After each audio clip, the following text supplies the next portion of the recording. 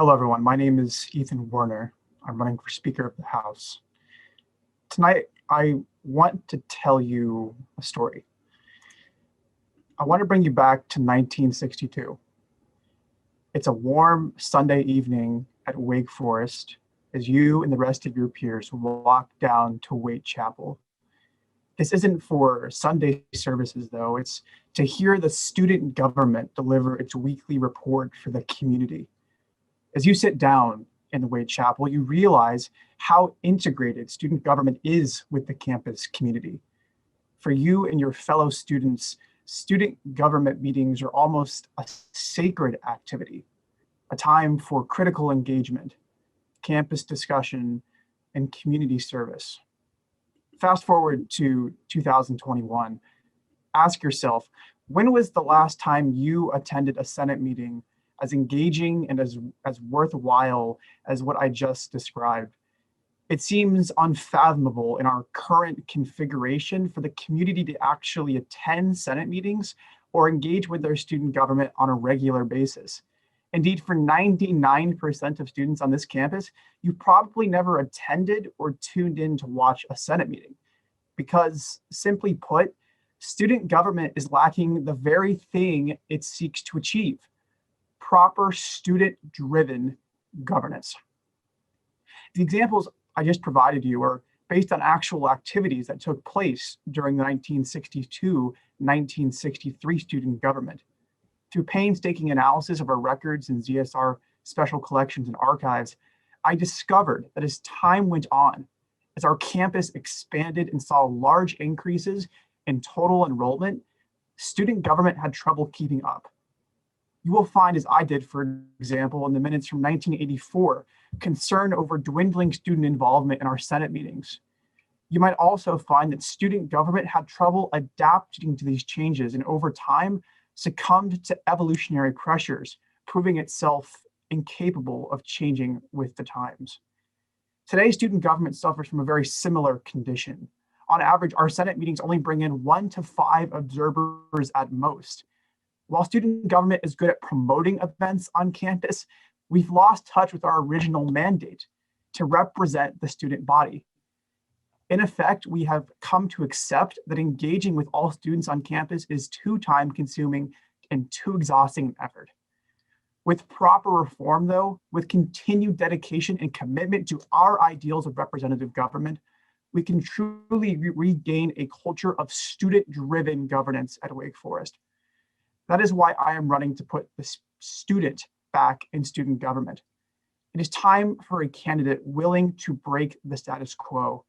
It is time for a speaker who is willing to shift the paradigm and reorient the Senate toward the student.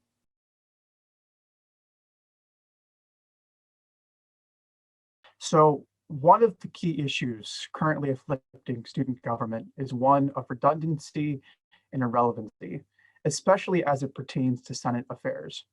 Much of Senate activity is just a configuration of reports, but we're not actually giving those reports to the community, really. If we're only drawing in 5 people, then we're just giving reports to ourselves. We're just looking back at a mirror and trying to understand what's going on campus. Now, it's not necessarily a bad thing, but it is to say that we need to find a way to make Senate a vanguard of student government affairs and not just something that casually floats along the river. To do this, I outline a number of things in my policy platform. You can review it at my website at the top of my Zoom screen. The first thing I would do is amend current committee configurations. Currently, senators are barred from joining any other committee except the one that they are assigned to by the Speaker of the House. This becomes problematic as senators running on a platform, say, to increase diversity, equity, and inclusion on campus might be placed in the Campus Life Committee, or they might be placed in the Academic Committee. As a result, the platform they ran on might end up on the back burner as they're forced to take on more tasks in their committee as assigned by their committee co-chairs. I would amend that requirement on day one. I would also look to reconfigure constituency and representation models. One of the things I would do is ensure that senators are actually engaging with their constituencies. Now, I would note that the word constituency is something that student government doesn't like to throw around all that much. And one of the reasons for that is that it's so difficult for us to actually engage with a defined constituency. Constitutionally, senators are responsible for every single member of their class. And as you can imagine at Work Forest, senators already have enough to deal with as it is. They're not going to want to engage with every single member of their class.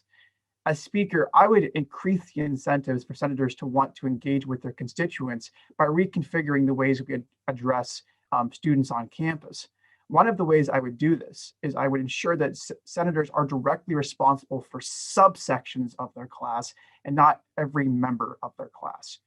Doing so will ensure that we actually have student voices in government and ensure that our Senate operations are as effective as they can be.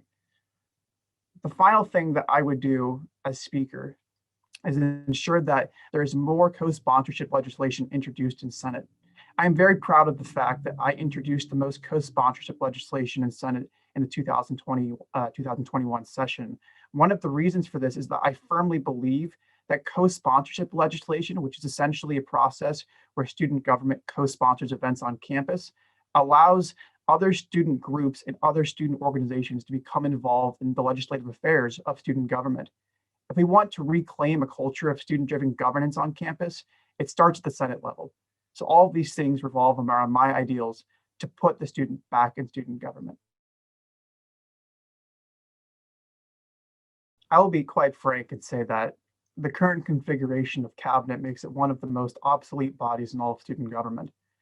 In effect, we, as I've mentioned earlier, are just speaking to ourselves. Cabinet doesn't actually do much engagement with the student body. It needs serious reform. One of the ways I would restructure cabinet is by piloting a new program called community liaisons. This will prove especially important as it will make cabinet meetings actually relevant to student government affairs. The community liaisons program would be a program that I would pilot that would allow me to appoint specially targeted community liaisons to serve as representatives of subsections of the student body in cabinet. Of the liaisons I would appoint a diversity, equity, and inclusion liaison. I would appoint a resident advisor liaison. I would also appoint an international students liaison, a domestic student policy liaison. These are some of the positions that I would seek to hone in on as Speaker of the House.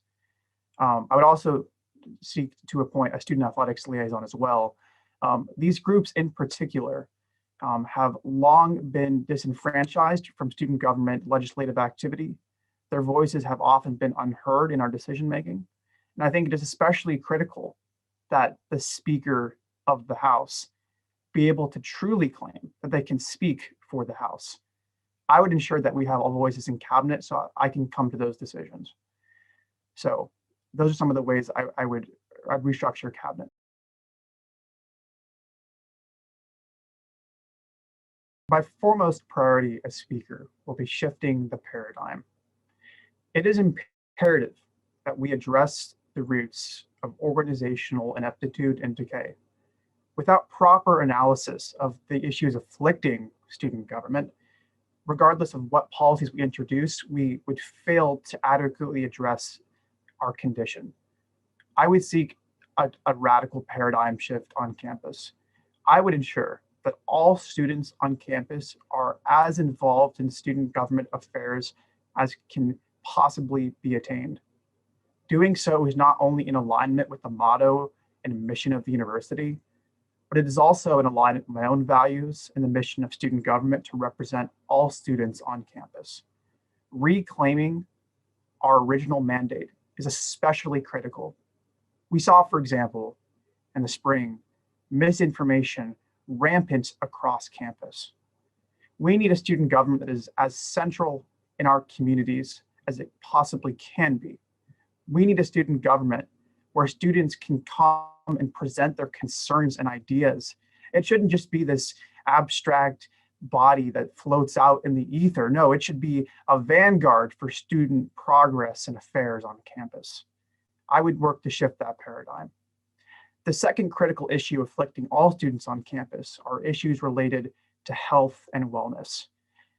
The Old Gold and Black did a survey a few months ago looking at mental health among students on campus. Students were asked to rate their mental health on a scale of 1 to 10.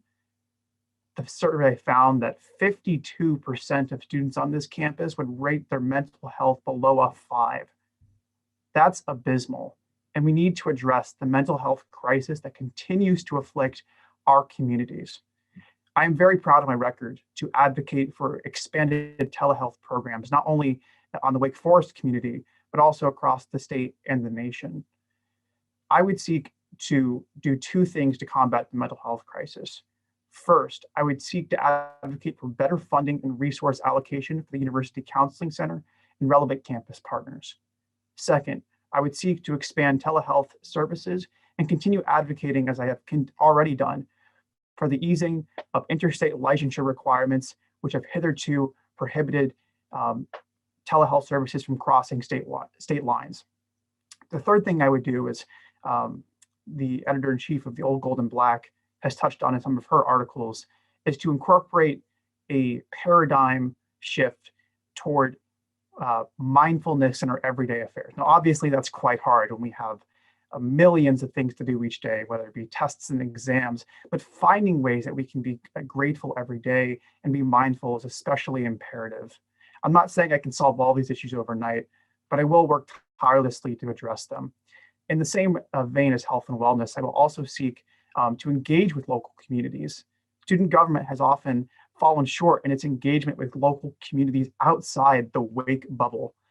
I would seek to expand health and hygiene products such as menstrual and dental products. I would seek to combat dental deserts across the state and ensure that we combat period poverty in communities which it hits the most, especially along racial and ethnic lines. I would also ensure that we have ADA accessibility, among other things. You can review all these policies on my website. The final issue which I would seek to address as speaker is reform of the university judicial system and honor and ethics council. As you can imagine, being the co-chair of the Student Government Judiciary Committee, I'm particularly partial to this issue. I'm also a member of the Honor and Ethics Council, and I am fully willing to admit that our current configuration has lost touch with the student. Part of the reason for this was that in the 1990s, our judicial system was updated so that students were no longer elected to our judicial systems. Well, I think by and large, this was a good change.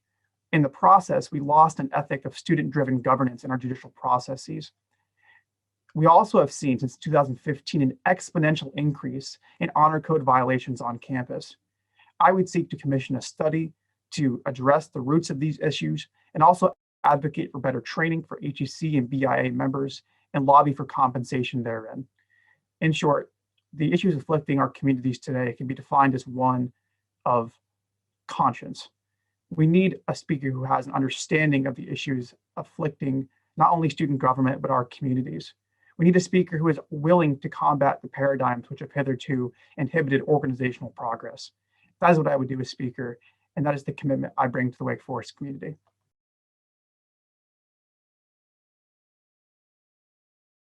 That's not what I'm suggesting, but I'd be happy to clarify what my policy is on that.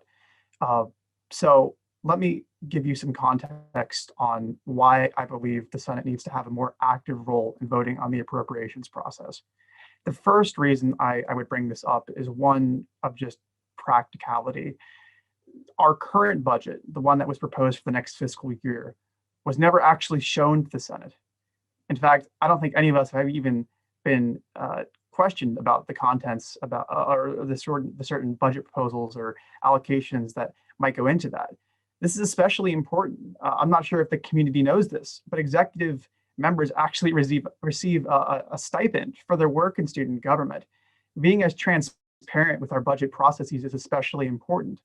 Now, this is also in alignment with my mission to make the Senate geared back toward the student. I would ensure that all budget allocations and proposals from the student government side anyway, are voted upon by the Senate. We actually used to have, up until the 1990s, an appropriations and budget committee in student government.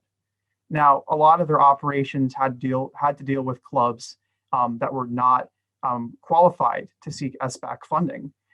Eventually, that committee was disbanded by vote of the Senate.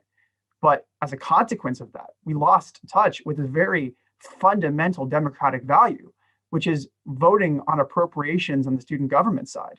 I mean, can you imagine if Alexander Hamilton had full control over the Treasury when the United States was starting off?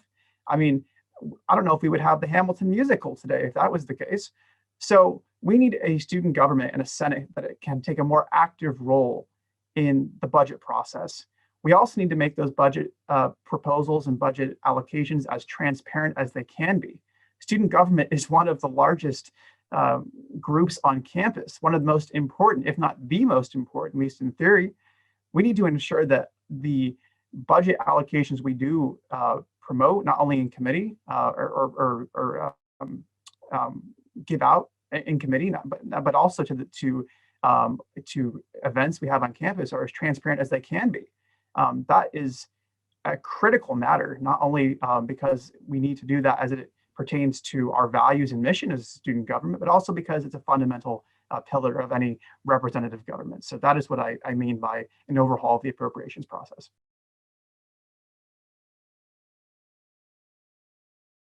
If I were to sum up this race in one word, it would be vision.